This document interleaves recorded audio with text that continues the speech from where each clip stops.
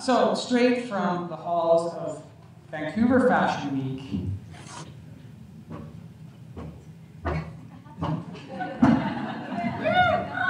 the infamous Kris Krüg.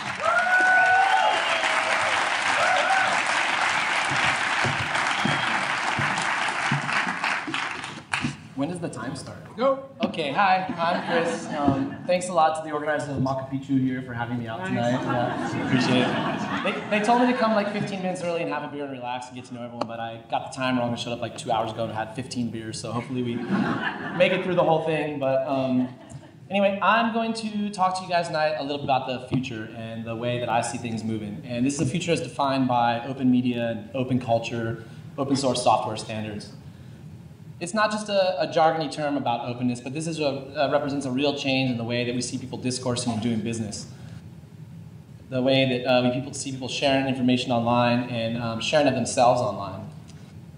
One of the first things that I think of is the open media. We have people with cell phones, mobile devices, camera phones, etc., out there creating media, getting it out online, sharing it. And it's happening already all around us. And the result of this isn't just a bunch of meaningless drivel, but there's actually a collective consciousness, a public domain of information that's being created out there that's real and meaningful to a lot of people.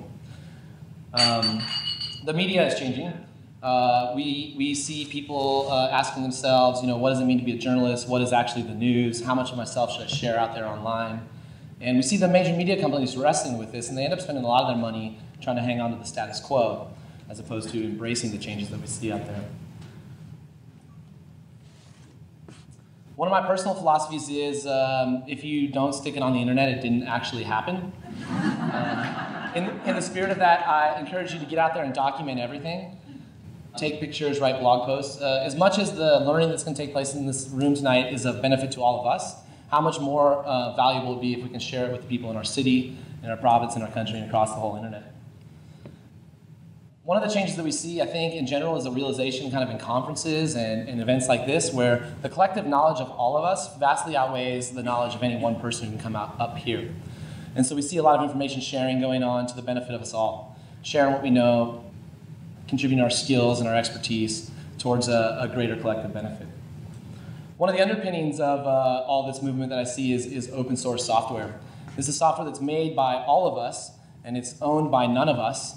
And it's shared amongst us all. We talk things about like WordPress, Drupal, which is what my company works with, Apache, Linux, things like that. And don't get hung up on the jargon, just dive in and figure it all out. Because of all these changes, we're poised at a really unique time, changes in technology, changes in media. We're at a place where there's a dramatic upheaval in the power hierarchies that are out there. Individuals and small organizations with limited resources and budgets now have the power that once was only held by large corporations and by large government organizations. It's an exciting time, and if we look around us, we can see all sorts of examples and proof points that open source culture is thriving. Here in Vancouver, we have a project called freethenet.ca where people are donating their extra Wi-Fi access to a collective benefit. Ill Sans Fil in Montreal. There's another group I'm a big fan of here in Vancouver called Free Geek. They collect your old hardware and teach people how to use it, recycle it, get it back out in the hands of people who need it. We see a proliferation of like grassroots open source conferences and events taking place. Things that cost nothing, everyone comes and participates in some way. If you are extroverted, you stand up and speak. If you're introverted, you help set up, clean up, blog about the thing. Everyone's got a role to play. And everyone's coming out and making these things happen. Bar camp, transit camp, photo camp, all sorts of stuff. I believe that as young creatives, emerging creatives, our biggest danger out there isn't piracy or having our work stolen, it's actually obscurity and being irrelevant. So I encourage you to get your stuff out there, mix it with other people's shit, collaborate, cross-pollinate. This is the Creative Commons logo. Creative Commons is an interesting legal apparatus that allows us to retain some rights of our work while giving other rights away to be used in other works.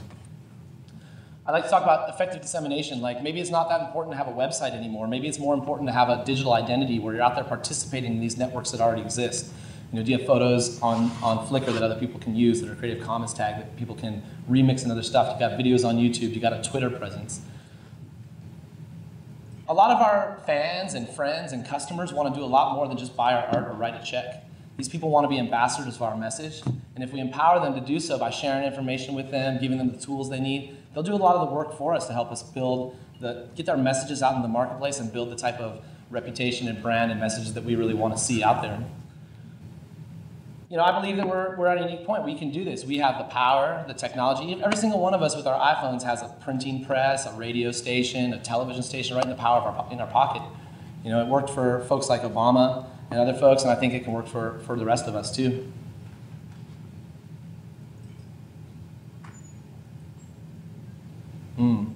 This is something that's just getting started, and the pace and rate of this technological change and this move towards openness is quickening all the time.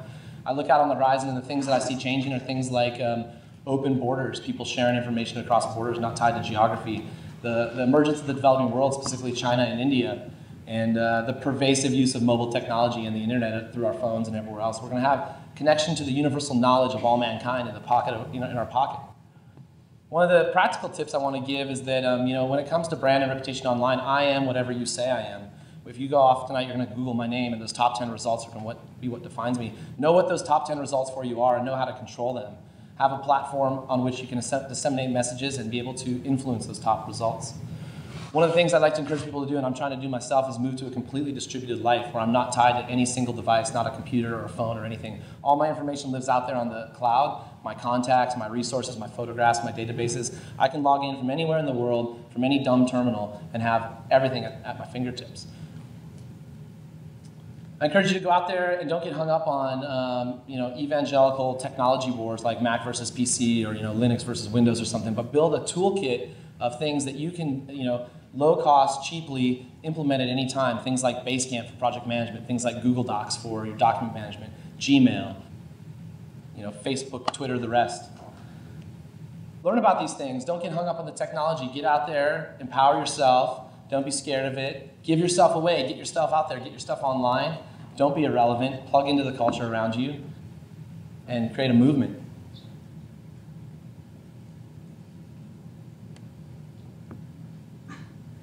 And I just want to wrap up by saying that these aren't just my ideas or something that's come up lately, but these are universal truths, I believe.